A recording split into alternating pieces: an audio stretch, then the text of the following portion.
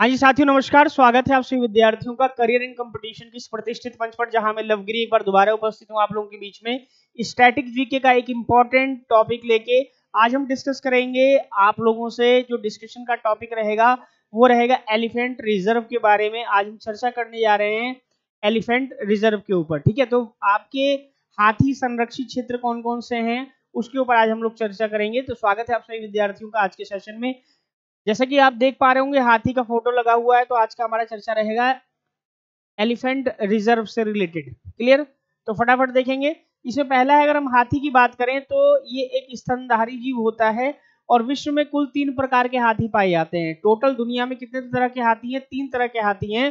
पहले को बोला जाता है अफ्रीकन बुश एलिफेंट बोला जाता है, ये याद रखना है आप लोगों को। दूसरे को बोला जाता है अफ्रीकन फॉरेस्ट एलिफेंट और तीसरे को बोला जाता है एशियन एलिफेंट। ठीक है, एशिया में जो एलिफेंट पाए जाते हैं वो उनको एशियन एलिफेंट बोला जाता है। अफ्रीका में जो एलिफेंट पाए जाते हैं उसकी 2 कैटेगरी है, एक अफ्रीका के जंगलों में पाया जाता है और एक पाया जाता है अफ्रीकन बुश एलिफेंट। तो अफ्रीकन बुश एलिफेंट याद रखना है आप लोगों को और अफ्रीकन फॉरेस्ट एलिफेंट ये याद रखिएगा। भारत में एशियाई हाथी पाए जाते हैं, जैसा कि मैंने शुरू में बताया, क्योंकि भारत एशिया महाद्वीप के अंतर्गत आता है, तो एशियाई हाथी पाए जाते हैं कहां पर? हमारे भारत में। ये वाला पॉइंट याद रखिएगा। भारत में 20 राज्यों में हाथी पाए जाते हैं। टोटल राज्यों की संख्या कितनी है? 20 राज्य हैं और इन 20 राज्यों में हाथी हमारे पाए जाते हैं भारत में। ये पॉइंट भी याद रखिएगा। एक क्वेश्चन आपका स्टैटिक जी के पूछ दिया जाता है कि विश्व हाथी दिवस कब मनाते हैं? तो विश्व हाथी दिवस मनाया जाता है प्रत्येक वर्ष 12 अगस्त को। तो 12 अगस्त याद रखिएगा। इसका वैज्ञानिक नाम आप लोगों को ध्यान में रखना है, एलिफेंट मैक्सिमस। एलिफेंट मैक्सिमस इसका वैज्ञानिक नाम है हाथी का। क्लियर? इसमें अगर हम बात करें तो IUCN list, international union for conservation for nature, 5 अक्टूबर 1948 को ग्लैंड स्विट्जरलैंड में इसको स्टैब्लिश किया गया था। आईयूसीएन लिस्ट को अफ्रीकन वॉलंटरी लिस्ट में रखा गया था। ठीक है, एशियन हाथी को एंडेंजर्ड श्रेणी में रखा गया है। ये वाला पॉइंट भी याद रखना है आप लोगों को। 2017 की जनगणना के अंतिम रिपोर्ट 2019 में जारी किया गया, जिसके अनुसार भारत में 27,312 हाथी हैं। तो ये कब का डाटा है आपका? 2017 की गणना जो अंतिम रिपोर्ट आई थी उसके अनुसार मैंने बताया आप लोगों को। हाथियों की गणना प्रत्येक 5 वर्षों में होती है। कई बार एग्जाम में पूछ दिया जाता है कि हाथियों की गणना कितने वर्ष के अंतराल पर होती है? तो 5 वर्ष के अंतराल पर होती है। ये वाला पॉइंट याद रखिएगा। भारत की कुल 2454 हाथी बंदी हाथी, सर्वाधिक जो है 905 हाथी असम के हैं। तो अब 3 राज्य कौन कौन से हैं हाथियों की दृष्टि से अगर हम देखा जाए, जहां पर हाथी सबसे ज्यादा पाए जाते हैं? उसमें पहला आएगा आपका कर्नाटक, दूसरा आएगा आपका असम और तीसरा आएगा आपका केरल। ये 3 राज्य ऐसे हैं जहां पर हाथी ज्यादा पाए जाते हैं। ये वाला पॉइंट भी आप लोगों को ध्यान में रखना है। हाथी वन्य जीव संरक्षण अधिनियम 1972 के प्रथम अनुसूची में शामिल है। ये वाला फैक्ट भी याद रखिएगा। 1972 के वन्य सूची अधिनियम में शामिल किया गया है इसको। भारत सरकार द्वारा वर्ष 2010 में हाथी को राष्ट्रीय धरोहर पशु घोषित किया गया है। तो कई बार एग्जाम में पूछ देता है कि हाथी को राष्ट्रीय धरोहर किस वर्ष घोषित किया गया था? तो आप लोगों को ध्यान में रखना है 2010 में घोषित किया गया था माय डियर स्टूडेंट। अगला पॉइंट याद रखना है, भारत में पहला हाथियों का अस्पताल कहां पर खोला गया है? तो मथुरा में। तो ये वाला पॉइंट भी आप लोगों के लिए इंपॉर्टेंट रहने वाला है।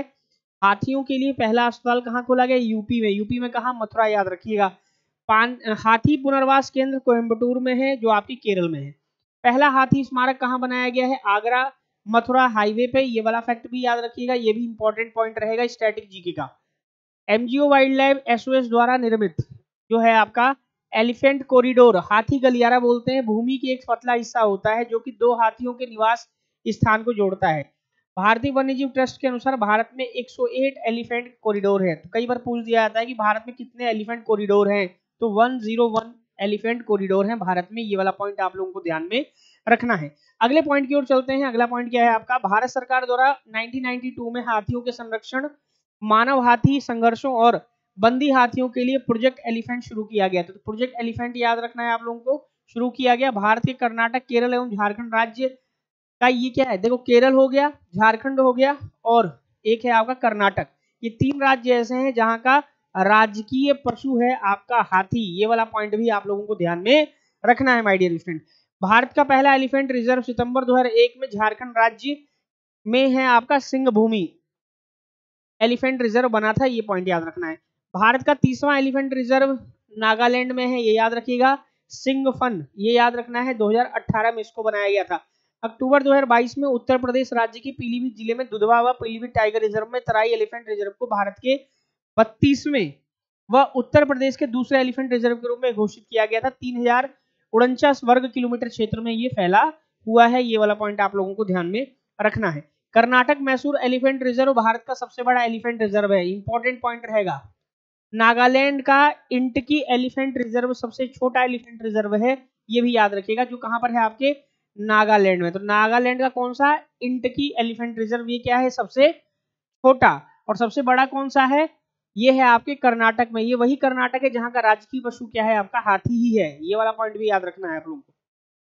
अब देखते हैं elephant reserve of Assam. Assam की अगर हम बात करें, वहां पर 3 आपके एलिफेंट रिजर्व हैं फेमस। एक है आपका चिरांगरीपुर, सोनितपुर और देहिंग पटकई, ये 3 याद रखना है जो असम के फेमस एलिफेंट रिजर्व हैं।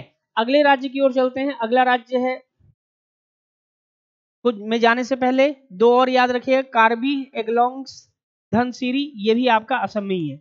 उसके बाद तमिलनाडु, तमिलनाडु में आपके 3 एलिफेंट रिजर्व हैं, याद रखिएगा, कोयम्बटूर, अन्नामलाई और नीलगिरी। कोयम्बटूर, अन्नामलाई और नीलगिरी। नीलगिरी की पहाड़ियों में ही एक फेमस पर्यटन स्थल है जिसको हम सभी लोग ऊटी के नाम से जानते हैं, याद रखना ये वाला पॉइंट भी आप लोग। अगला एलिफेंट रिजर्व की अगर हम बात करें तो वो है आपका श्री विल्पुत्तूर, ये भी तमिलनाडु में ही है। अगला है केरल। केरल में 2 है आपका, वायनाड और नीलांबर। केरल में 2 याद रखना है, वायनाड और नीलंबर, केरल से रिलेटेड एलिफेंट रिजर्व है। और अनामुदी भी है और पेरियार, पेरियार, ठीक है, पेरियार नदी भी कहां पर फेमस है आपकी, केरल में। तो ये पेरियार एलिफेंट रिजर्व भी कहां का हो गया, केरल का। और अनामुदी एलिफेंट रिजर्व भी कहां का हो गया, आपके केरल का। अब बात आती है ओडिशा। अगला राज्य है ओडिशा में कितने हैं, ओडिशा में 3 है, मयूरभंज, संबलपुर और महानदी एलिफेंट रिजर्व, ये 3 याद रखने हैं आप लोगों को ओडिशा से रिलेटेड। और एक है आपका बेतामी। कर्नाटक में आपके डांडली एलिफेंट रिजर्व है, मैसूर एलिफेंट रिजर्व है, जो भारत का सबसे बड़ा एलिफेंट रिजर्व माना जाता है, जैसे कि मैंने भी शुरू में आपको बताया था। क्लियर। अगला पॉइंट देखते हैं। अगला राज्य है आपका अरुणाचल प्रदेश। अरुणाचल प्रदेश में कोमेंग एलिफेंट रिजर्व याद रखिएगा, कोमेंग। और दक्षिण अरुणाचल एलिफेंट रिजर्व आप लोगों को ध्यान में रखना है, कहां पर है, आपके अरुणाचल प्रदेश में। अगला है वेस्ट बंगाल। वेस्ट बंगाल में आपका मयूर झरना और पूर्वी द्वार, ये 2 एलिफेंट रिजर्व हैं फेमस, जो एग्जाम में पूछे जाते हैं। नागालैंड में आपके सिंगफन है और इंटकी है। इंटकी मैंने शुरू में बताया था, भारत का सबसे छोटा एलिफेंट रिजर्व है, याद रखिएगा ये वाला पॉइंट। क्लियर। देश का सबसे छोटा elephant reserve. Uttar Pradesh ER, ER यहां पर लिखा हुआ है एलिफेंट रिजर्व, ठीक है, शॉर्ट में। तो उत्तर प्रदेश का एलिफेंट रिजर्व में तराई एलिफेंट रिजर्व हो गया। देश का 32वां एलिफेंट रिजर्व माना जाता है तराई, ठीक है, तराई वाला क्षेत्र। झारखंड में सिंह भूमि याद रखना है आप लोगों को। आंध्र प्रदेश में रायला एलिफेंट रिजर्व याद रखना है आप लोगों को। आंध्र प्रदेश में कौन सा है आपका, रायला। मेघालय चलते हैं। मेघालय में है आपका गारो हिल्स और खासी हिल्स। गारो, जयंतिया और खासी, ये पहाड़ियां हैं वहां की। यहीं पर कुछ ट्राइब्स भी रहती हैं। उसी तरीके से उसी नाम पर आपका गारो हिल्स एलिफेंट रिजर्व घोषित किया गया है और खासी हिल्स एलिफेंट रिजर्व घोषित किया गया है, जिनका संबंध कहां से है, आपके मेघालय से है। तो मेघालय याद रखना है। मेघालय की कैपिटल याद रखनी है आप लोगों को, शिलोंग। उत्तराखंड, उत्तर का जो खंड है वही उत्तराखंड है, देवभूमि, ठीक है। तो ये याद रखिएगा, शिवालिक, शिवालिक एलिफेंट रेंज का नाम याद रखना है आप लोगों को। छत्तीसगढ़ की अगर हम बात करें तो बादलपोल, तमोर, पिंगला एलिफेंट रिजर्व याद रखिएगा छत्तीसगढ़ में। लेमरू एलिफेंट रिजर्व याद रखना है आप लोगों को छत्तीसगढ़ में। क्लियर। छत्तीसगढ़ नामकरण किया गया छत्तीसगढ़ होने के कारण। तो ये थे माय डियर स्टूडेंट हमारे देश के प्रमुख एलिफेंट रिजर्व जिसकी मैंने चर्चा करी। आशा करता हूँ ये सारा पॉइंट आप लोगों को क्लियर हुआ होगा और जितने भी एक्स्ट्रा फैक्ट मैंने बताए एलिफेंट रिजर्व से रिलेटेड वो भी आपको समझ में आए होंगे। आज के लिए इतना ही। बाकी इसी तरह की इंफॉर्मेटिव वीडियो के लिए आप लोग करियर एंड कंपटीशन चैनल को सब्सक्राइब कर लीजिए, बेल आइकन दबा लीजिए ताकि आने वाली सारी इंफॉर्मेटिव जितनी भी इंफॉर्मेटिव वीडियोस हैं उसका नोटिफिकेशन आपको टाइमली मिलता रहे। आज के लिए इतना ही। Thank you very much. स्वस्थ रहिए, मस्त रहिए, खुश रहिए। Thank you all of you. Bye bye.